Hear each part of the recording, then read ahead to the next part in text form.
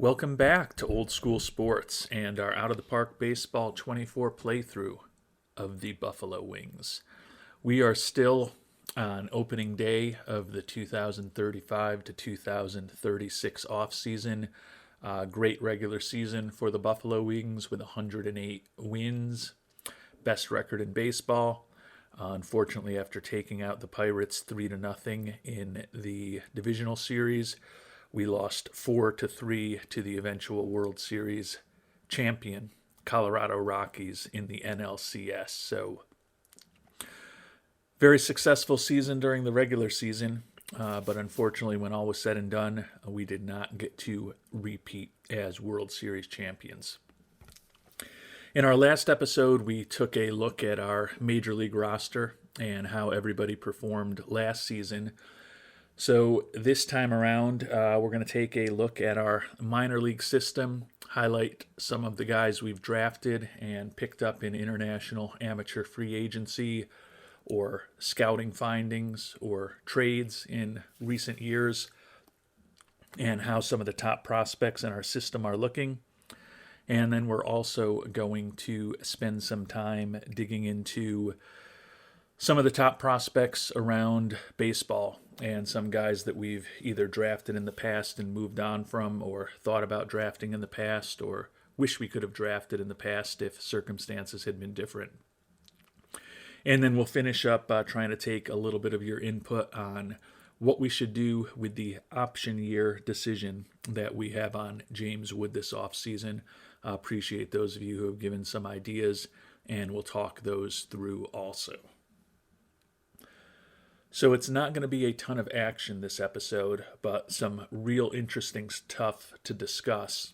And we'll start off that discussion with our farm system.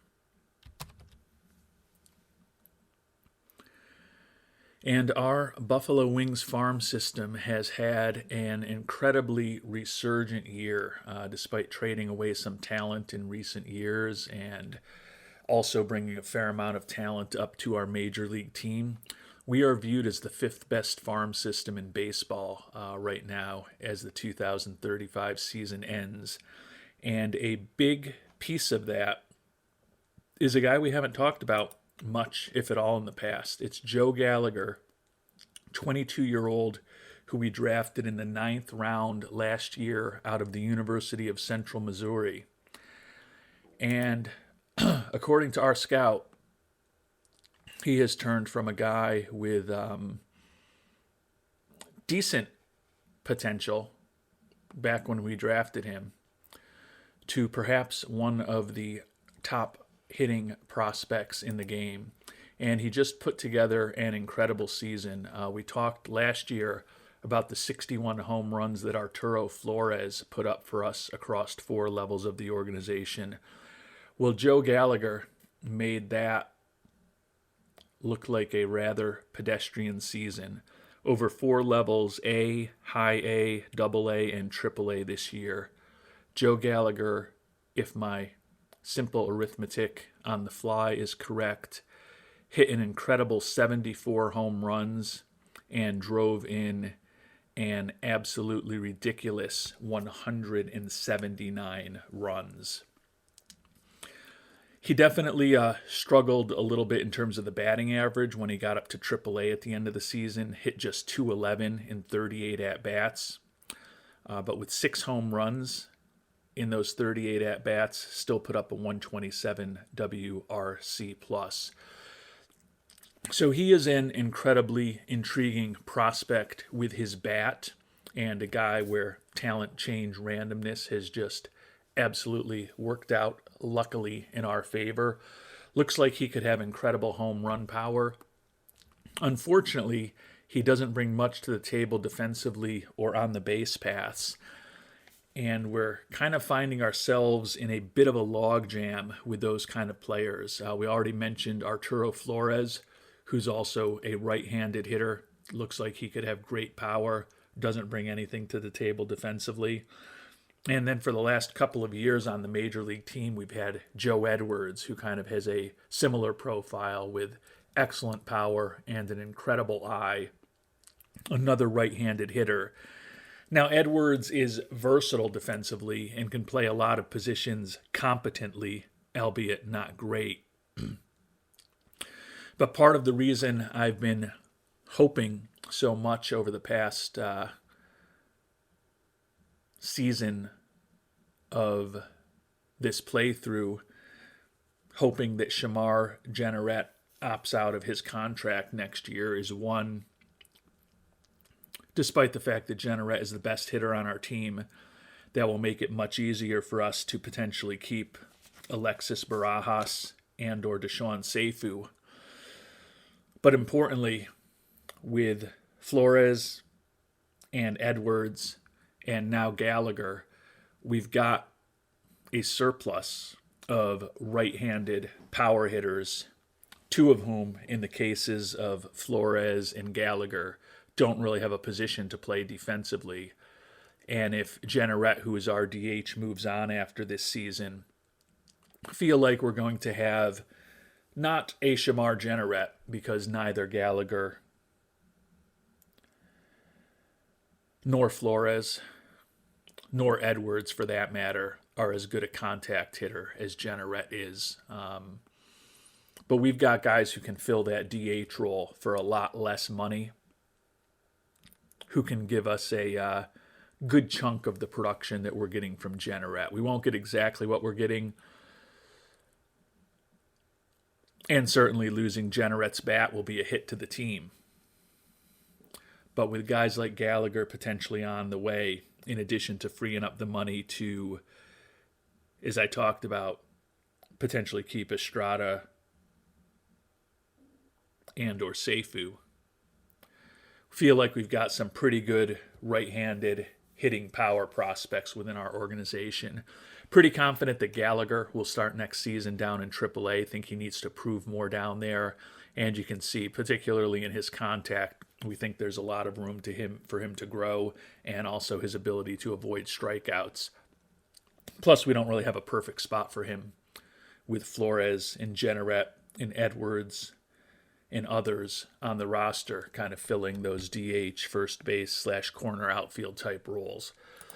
But he or Flores are also guys that we could potentially use in a trade, if there's a trade this offseason that maybe helps us make the team better. Since, as I mentioned, we do have a lot of players that fit that profile. But Gallagher basically being from off the radar to the number 4 prospect in baseball is a big part of the reason we've got the 5th best farm system in baseball. Guadalupe Amezcua was a scouting discovery about 2.5 years ago. Finally made it to rookie ball this year, and he struggled mightily, hitting just a .57, and he struck out 84 times in 140 at-bats. Has a lot of work to do, particularly improving that avoiding strikeouts rating. But he was 18 years old during the season. I think he is still an interesting prospect for our team. David Mendoza is a third baseman, another scouting discovery of ours from a little less than 2 years ago, viewed as the number 57 prospect in baseball. Don't view him as a frontline prospect, quite honestly. I think we have guys who are ranked behind him who are better than him in terms of their prospects to be a big-time major league player. But like the durability, like the home run power, hopefully the glove can get a little better.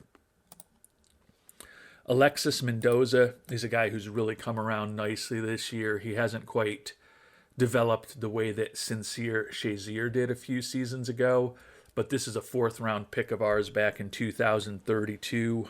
I believe that was during the time period when we were just trying to add some arms into our farm system, and he's a 4th-round pick that has worked out thus far, viewed as the number 62 prospect in baseball, 22 years old. Split this year between High A Jamestown, Double A Utica, and then he even started 2 games at Triple A Albany before the season finished up. Very good ERA plus and FIP minus metrics at all 3 of those levels. Will likely start this year in Albany, but is a guy who we think could be a pretty important contributor to our pitching staff in the not-so-distant future. Certainly would expect to see him next September at the latest. And he could be competing with the likes of Barajas, Shazier, Estrada, Carrillo for a starting role on our team next year. And Ochoa is obviously in the mix too. Would have to think that Carrillo and Ochoa are probably the ones whose spots are most in jeopardy for a couple seasons from now to someone like Mendoza. But like that, we've got another potential very good pitching prospect in our system. If he fully develops to the extent we think he can, he certainly looks like someone who could be a very good number 2 starter and possibly even a number 1. Eric Barbarito is a guy who we took first round a year later, 2033, number 87 prospect in baseball. Like his durability, the top profile for him is not nearly where Mendoza is at this point. Mendoza has a more developed and a wider repertoire than we think Barbarito is going to have. And just also, we generally think Mendoza is going to have better movement and better control. But after a couple brutal years in rookie ball, kind of learning his trade, as a 20-year-old this year, he was 7-0 with a 2.58 in rookie ERA in rookie ball. And then we promoted him up to Class A Marathon, where he was 4-1, 4.62 ERA, but still struck out 54 batters in 37 innings. The issue is he also walked 25 batters. Going to be a guy who needs to get his control under control. Don't think he is a front-end guy, but if he continues to develop, he could certainly be a useful 4th or 5th starter down the line for us.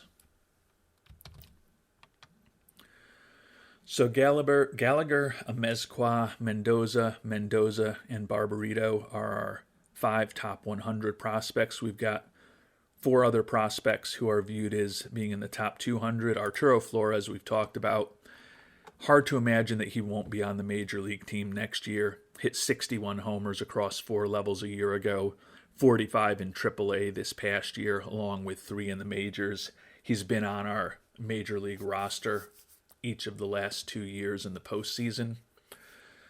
Love the captain personality and a lot of the other personality traits. Think he's a guy who could hit a lot of home runs. Like that he's durable. It's just defensively and on the base paths and with his bunting ability, he does not bring much to the table. He's going to be a monster against left-handed pitching. Honestly, with that profile, he's going to struggle to start for us against right-handed pitching. So as good as his overall ratings look, given that he brings nothing to the table defensively, it's going to be hard to play a first baseman or a DH against right-handed pitching with that profile. The 60 home run power is certainly attractive, but the rest of it is average or worse. So I like Flores. Think there's a role for him on this team in the coming years, particularly if Jenneret does go away after this coming season. Some of you have mentioned that I should give Flores a try every day, just see what we've got with him. I think at some point that probably will happen, but it may be a challenge for him to be in the lineup every day next season. Tegan Tiley, second baseman out of Canada, who we drafted in the first round in 2031. Spent this year at AA Utica, where he hit 278, 16 homers, and 381 at-bats. If he hadn't fractured his ankle, might feel like we know a little more about him. Fortunately, that happened pretty much. I don't even think the playoffs in AA would have been going on 9/19, although presumably he must have still been playing there. No, it looks like they were still playing in the playoffs that late in September. I just didn't know it. So looks like he could be a pretty useful major league infielder. Is he a starting shortstop? No. Could he play short, second, or third? Absolutely. Looks like he'll hit enough to stay in the lineup. I think in a perfect world, he's a utility infielder. But if we end up in a difficult financial situation in the coming years, or if we need to move on from Mr. Seifu, it's certainly conceivable that Tiley could be starting for us at some point over the next few seasons.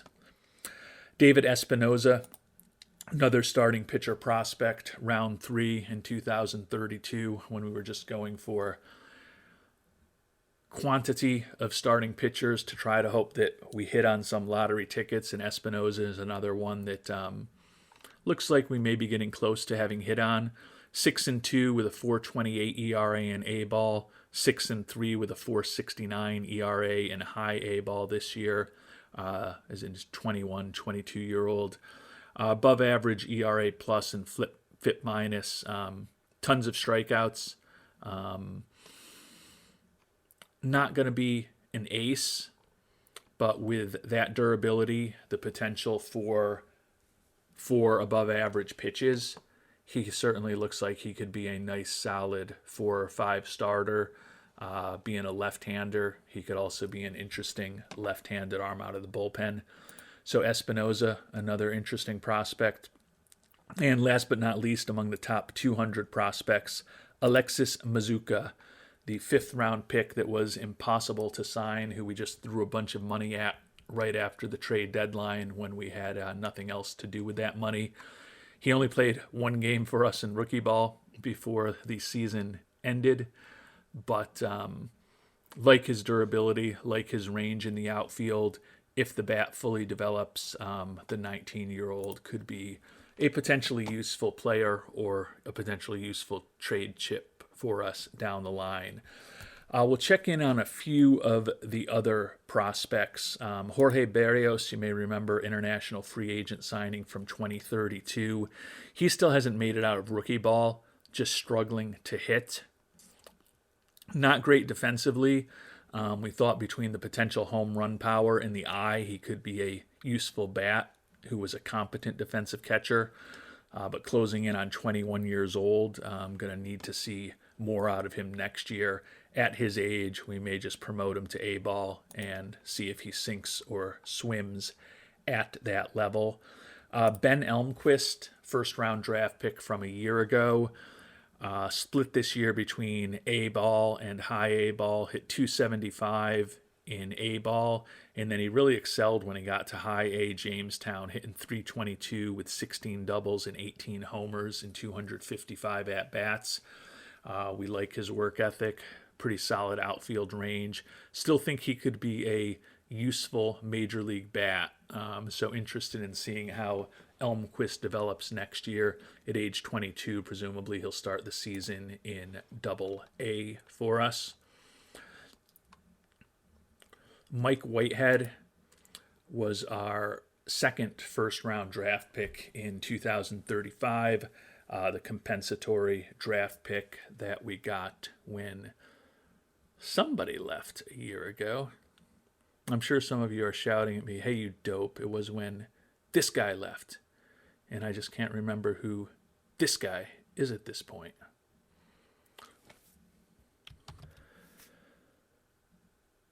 And I've thought about it, and I do remember now. It was when Cam Collier left after last season. Whitehead is the compensatory pick we got for Mr. Collier's departure. Hit just a $194, only 67 at-bats as an 18-year-old in rookie ball for us this year. Still think he looks like a potentially interesting bat, like the infield range, like the high work ethic and intelligence.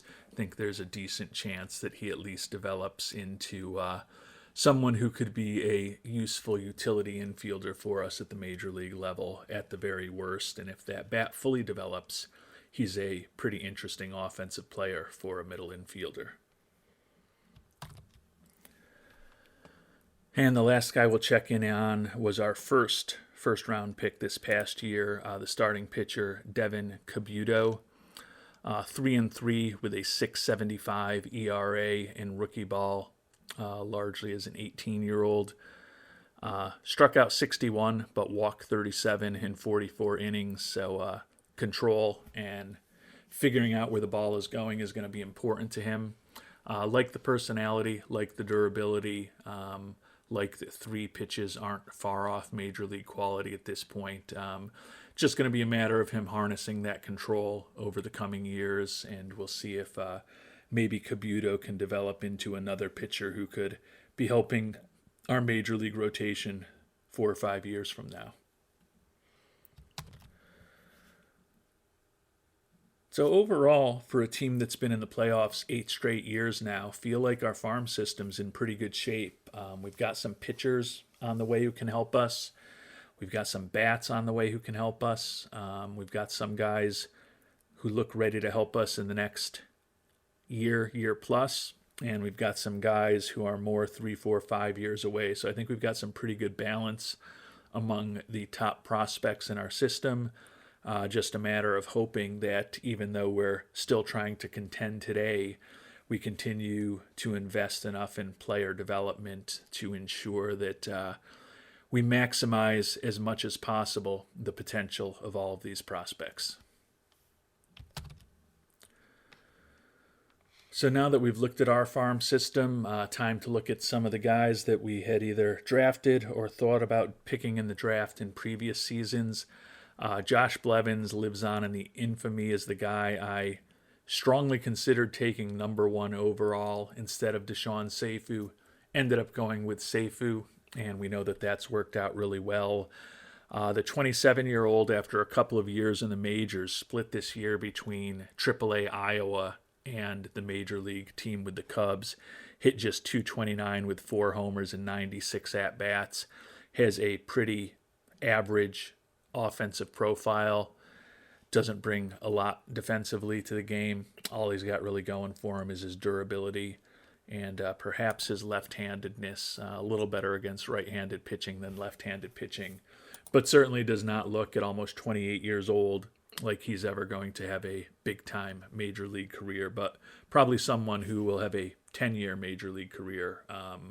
But a lot of it is probably going to be as a 4th outfielder / pinch hitter / backup first baseman type of role. I guess he's really more of a first baseman than an outfielder at this point. He's a bat off the bench, and he's not really a good enough bat to really be a bat off the bench at this point. Roman Maples is a guy we really liked back in the 2027 draft. I believe that's when we took Ali Ostendorf number 2 overall. But Maples has developed into a pretty good major league infielder. Had an off year this year and some injury issues. Hit just .235 with 8 homers in 447 at-bats. Did have 27 doubles. Still is an excellent defensive infielder. Put up a 3 WAR almost, despite being a below-average offensive player. So still a pretty useful major league player. He was a Gold Glove winner and an All-Star back in 2034 for the Royals. Starting pitcher Mike Moore was a college player out of Oregon that some of you really liked, and we really liked too back in 2031. Unfortunately, we were picking 23rd, and he went 22nd. But he is a durable, good, solid major league starter. 11-13 with a 3.48 ERA this year for the Mariners. 3.59 Sierra, put up a WAR of above 4 as a pitcher for the 2nd consecutive season. Great movement on his pitches, extreme ground ball tendencies. He's given up only 20 home runs while pitching 300 and almost 330 innings in the majors over the last 2 seasons. So a good, solid major league pitcher, not an ace, but certainly a guy you'd feel real comfortable being a 3 or a 4 starter for you. Ben Pickle is another guy from that 2031 draft. Some of you really liked him. We were less interested in him. He finally did make his major league debut with Nashville this year. Hit .217 with 3 homers and 120 at-bats. Still has a profile that looks like he could be a pretty useful major league hitter. He did hit .312 with 13 doubles and 13 homers and 176 at-bats in AAA this year. So not much left for Pickle to prove in the minors. I think he is, as I said, a pretty useful major league hitter at this point who can play a corner outfield spot or a tragically mediocre first base for some team. And Mike Goodwin, who I once famously called a poor man's Deshaun Seifu, and honestly, that's probably an insult to Seifu at this point. Goodwin, now 26 years old, hit 246 this past year in the majors with Houston, was 34 for 43 on the base paths, so he still has very good speed, very good personality, but was a below average offensive player, doesn't bring a ton to the table defensively either. Probably need to have him more of a year like he had in actually at the majors. He's never had a big time year. The year that he was an above average offensive player was at AAA this year. So take a look at what he's done in the majors, and he's always been a below average major league offensive player in the 4 years that he's gotten action at the major league level. So a useful major league player, particularly with that speed, but the bat just hasn't developed as much as we thought that it might when we were first scouting him. Think he's somewhat similar to Blevins, probably a guy who's going to be in the major leagues for a decade with a number of teams, but if he ends up one-time all-star, that would be probably about the pinnacle of his level of achievement potential. And we already visited Ali Ostendorf a few episodes ago, but we'll check back in on him for those of you who weren't there or weren't still watching by that point. Ostendorf, again, I mentioned he's a guy we drafted number 2 overall. I believe it was in 2027. Yep. Ended up trading him away in a deal to bring on the outfielder John Featherston, who ended up being our center fielder for a number of years. And I believe we also got a pretty good pitching prospect, I believe Ochoa, in return for him.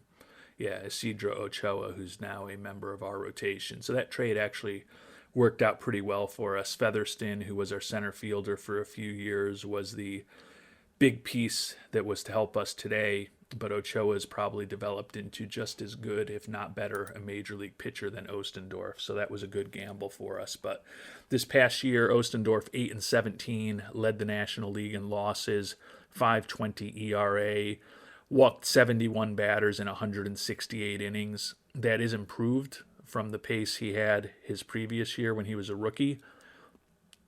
Was above replacement level, but that control being below average is going to likely be an issue for him. He has given up 38 homers over the last 2 years and about 280 innings pitched, which is a bit surprising given that he's got pretty good movement on his pitches. He's a ground ball pitcher, ground baller pitcher type, ground ball tendencies, throws in the mid to high 90s. Would think he could do a bit better job keeping the ball in the park.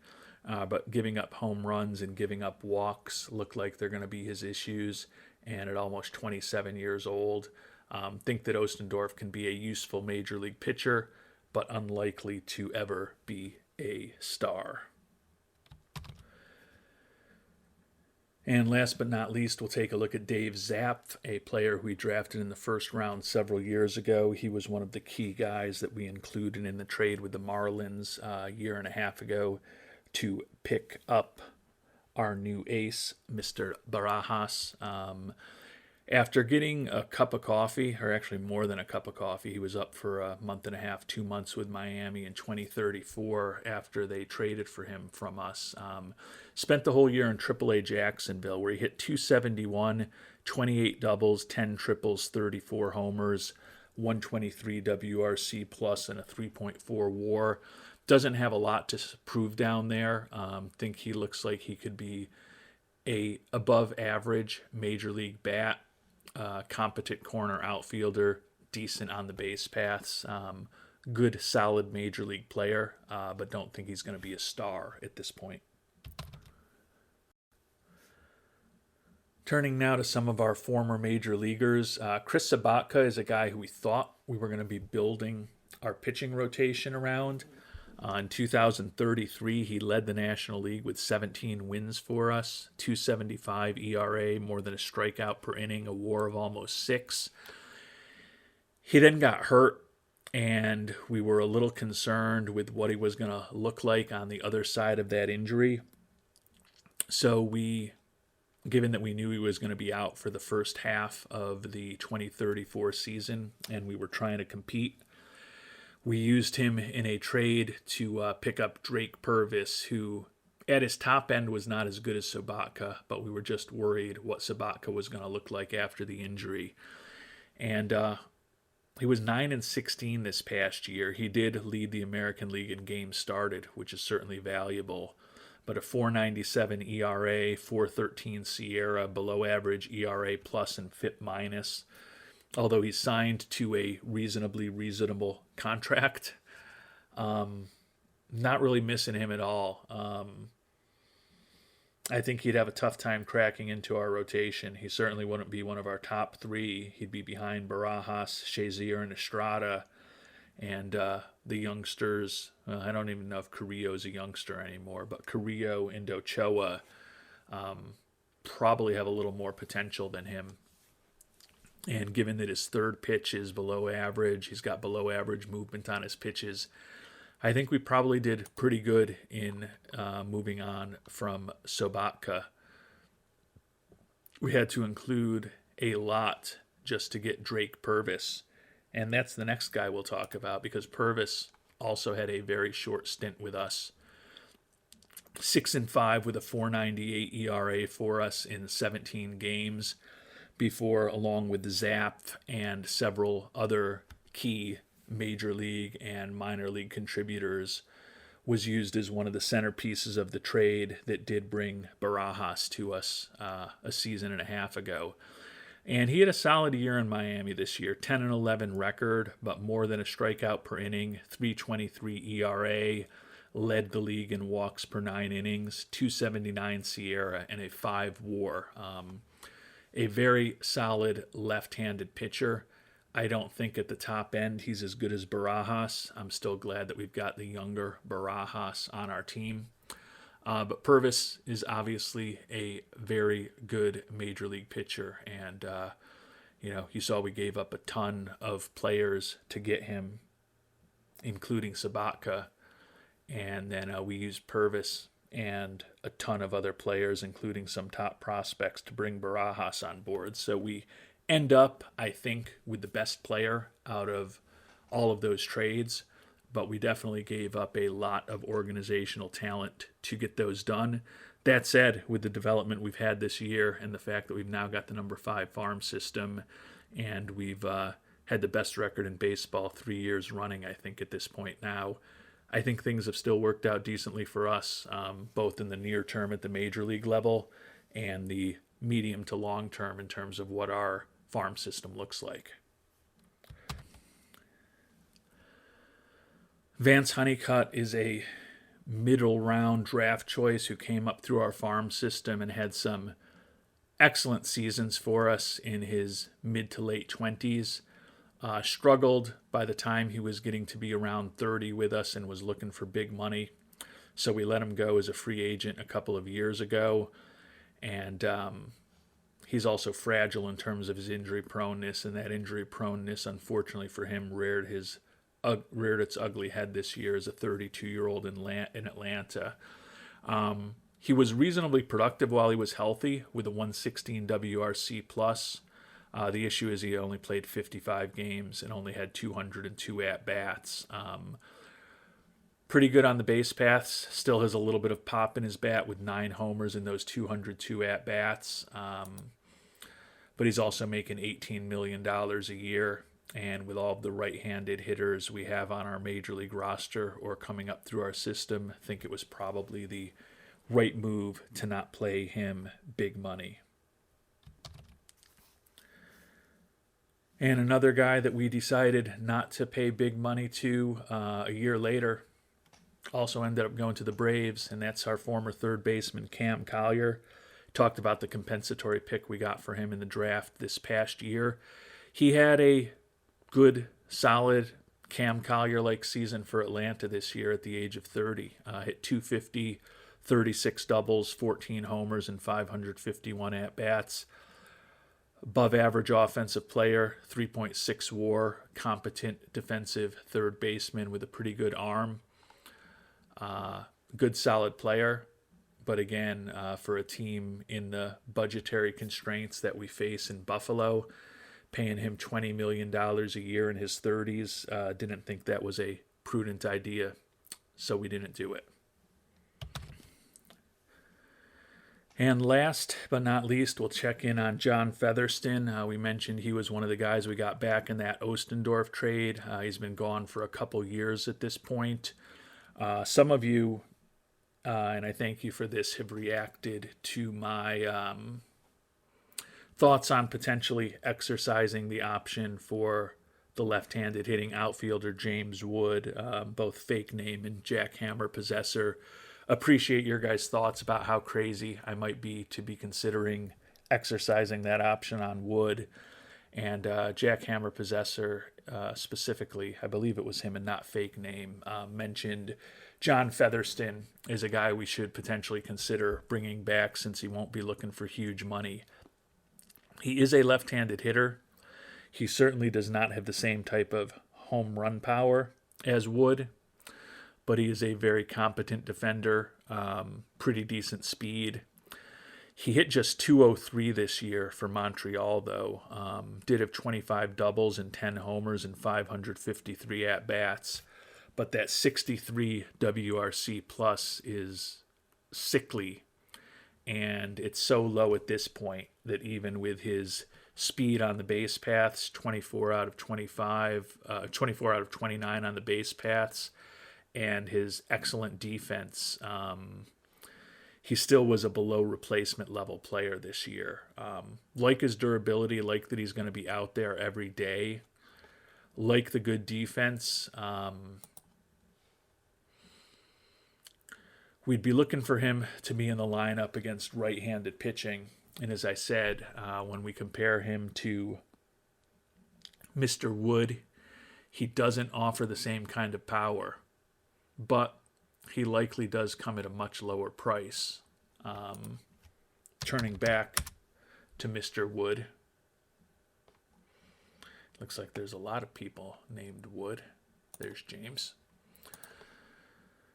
You know, he's still, I believe, at least according to the ratings, a more productive batter against right-handed pitching. He's fragile rather than durable.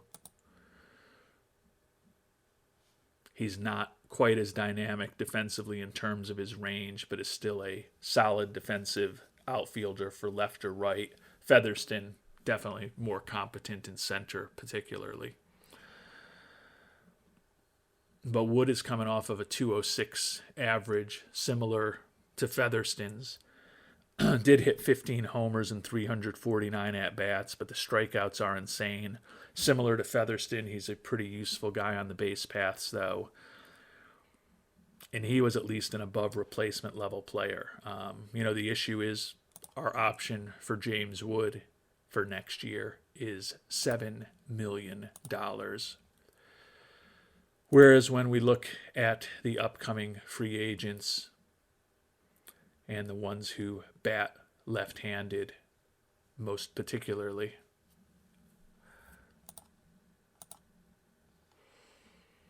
Featherston's looking supposedly for half the money that James Wood is. He's certainly more than half the player that Wood is, but I feel like the team right now, we've only really got two guys who are left-handed batters who can hit home runs on the roster for next year. And that's Bobby Bolig and Mike Heiner.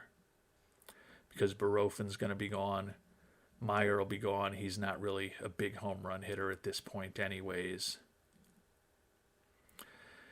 And Steve Anderson, the young shortstop, hit 14 homers for us and 413 at-bats. I mean, he will occasionally hit a home run, but he's not a big-time home run hitter. And then there's Juan Estrada, who is absolutely not a home run hitter, and is also pitching every fifth day, so he's not in the lineup 150 games a year as a hitter either. So that's why I am still, despite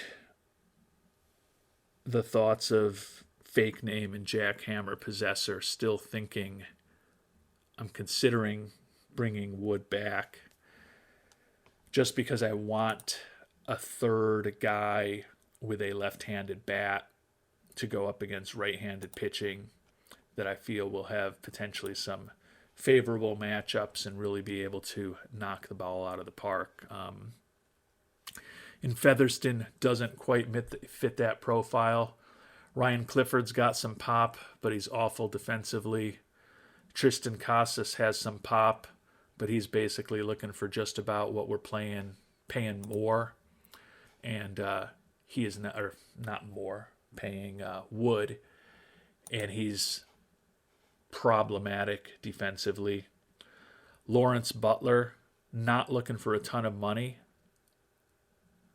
but he's also not as good with his contact as Wood is, and he's pretty poor defensively as a corner outfielder.